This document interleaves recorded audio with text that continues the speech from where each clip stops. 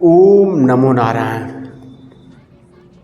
कुंडलिनी शक्ति प्रकरण 1। ओम की व्यापकता। भारतीय प्रज्ञा के अनुसार संपूर्ण विश्व ब्रह्मांड और व्यक्त अव्यक्त जगत के अतिरिक्त गोचर अगोचर सृष्टि तथा समस्त प्रकार के चेतन अचेतन जीवन का एकमात्र आधार ध्वनि है, और वह ध्वनि भी 3 प्रकार की है तथा ये तीनों प्रकार की ध्वनियाँ समान रूप से संपूर्ण विश्व में व्याप्त हैं। उन तीनों प्रकार की विशेष ध्वनियों का मूल स्रोत एकमात्र एक अक्षर, जिसे भारतीय प्रज्ञा ने ओम की संज्ञा दी है। ओम एक अक्षर है, लेकिन इसमें 3 ध्वनियाँ हैं। पहली ध्वनि है अ, दूसरी ध्वनि है उ और तीसरी ध्वनि है मैं। इन तीनों ध्वनियों की जो सामूहिक ध्वनि है वह है ओम। ध्वनि शास्त्र के अनुसार ये तीनों मौलिक ध्वनियाँ हैं। शेष सभी ध्वनियाँ इन्हीं का विस्तार है। अ उ मैं बीज ध्वनियाँ हैं। इन तीनों बीज ध्वनियों की सम्मिश्रित ध्वनि ओम है। इसलिए ओम को ध्वनि का महाबीज कहा गया है। ओम महाबीज है। इसी महाबीज का दूसरा नाम प्रणव है। प्रणव का मतलब है महाबीज और महाबीज का मतलब है ओम। समस्त विश्व ब्रह्मांड ओम प्रणव रूप है। आधुनिक भौतिकी कहती है कि समस्त जीवन का मौलिक आधार इलेक्ट्रॉन्स है, यानी विद्युत कण। भारतीय प्रज्ञा की खोज है कि समस्त अस्तित्व का मौलिक आधार ध्वनि कण है, विद्युत कण नहीं। ध्वनि मौलिक है। पश्चिमी भौतिक शास्त्र की खोज है कि विद्युत मौलिक है। मजे की बात तो यह है कि वही पश्चिमी भौतिक शास्त्र यह भी कहता है कि ध्वनि भी विद्युत का एक प्रकार है। एक विशेष प्रकार की विद्युत ही ध्वनि बन जाती है। इस विषय में तंत्र का कथन है कि ध्वनि जब अपनी चरम सीमा पर पहुंचकर विद्युत कणों में परिवर्तित हो जाती है तो विद्युत कण भी अपनी चरम सीमा पर पहुंचकर ध्वनि में बदल जाती है। एक विशेष लयबद्धता में विद्युत ध्वनि बन जाती है। तात्पर्य यह है कि विद्युत भी ध्वनि का एक प्रकार है। विशेष रूप से की गई ध्वनि अग्नि पैदा कर देती है। मैंने अपने तिब्बत प्रवास काल में एक मठ में ध्वनि संघात से प्रकाश होते हुए देखा था।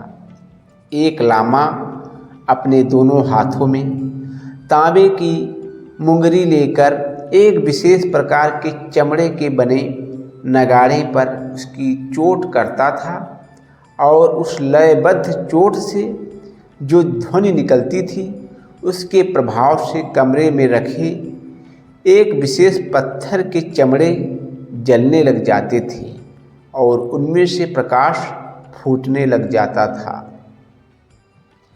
अभी पश्चिम में ध्वनि शास्त्र पर जो नवीनतम खोजें हुई हैं उनसे भारतीय प्रज्ञा की खोज और भी अधिक महत्वपूर्ण हो जाती है।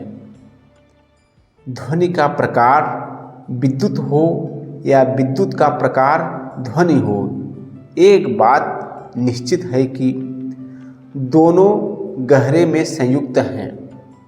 शायद कोई तीसरी वस्तु है जो दोनों में प्रकट होती है। भारतीय मनीषी जिसे ध्वनि कहते हैं उसे पश्चिम के विज्ञानवेत्ता विद्युत कहते हैं। निश्चय ही यहाँ केवल शब्दों में भेद है। इसीलिए जैसे आज आइंस्टीन का एक छोटा सा सूत्र जो आपके पूरे विज्ञान को समाहित कर लेता है, इंजाइज इक्वल टू mc स्क्वायर, जैसा यह सूत्र आपके समस्त भौतिक शास्त्र को अपने आप में समाहित कर लेता है, वैसे ही ओम पूरब के समस्त ध्वनि शास्त्र को समाहित कर लेता है। यह भी एक वैज्ञानिक सूत्र है। यह कहना अनावश्यक न होगा कि योग और तंत्र की समस्त साधनाओं एवं समस्त उपासनाओं की एकमात्र कुंजी ओम है।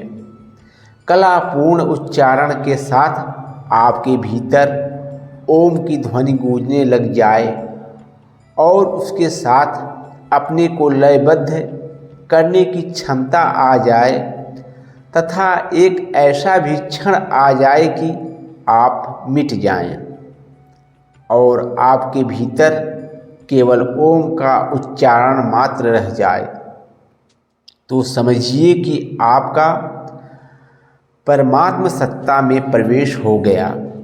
क्योंकि ओम के बाद जो नीचे गिरेगा फिर वह निर्ध्वनि शून्य जगत में ही प्रवेश करेगा।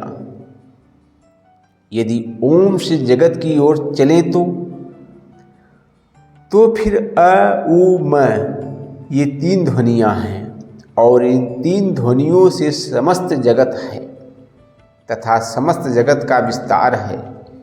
यदि ओम के पीछे चले तो ओम के बाद शब्द ध्वनियाँ खो जाती हैं और अंत में आप भी खो जाते हैं, केवल ओम मात्र शेष रह जाता है।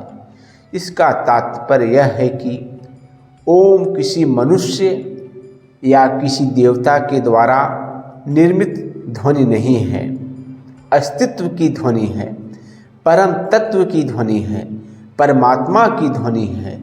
जैसे कभी आपने गहन सन्नाटे की ध्वनि सुनी होगी, सत कोई आवाज़ नहीं है तो सन्नाटा मालूम पड़ता है। उस सन्नाटे की भी अपनी ध्वनि है। ठीक वैसे ही जब मनुष्य का सारा अहंकार, सभी विचार, सारी कामनाएं एवं सारी इच्छाएं शांत हो जाती हैं और गहन मौन होता है, उस मौन में भीतरी सन्नाटे में जो ध्वनि सुनाई पड़ती है उसका नाम ओम है। गीता के अनुसार उसी ओम में प्रवेश ही परमात्मा में प्रवेश है और यही कारण है कि भगवान श्री कृष्ण ने कहा है कि मैं समस्त अक्षरों में एकाक्षर ओमकार हूँ। शेष अगले भाग में।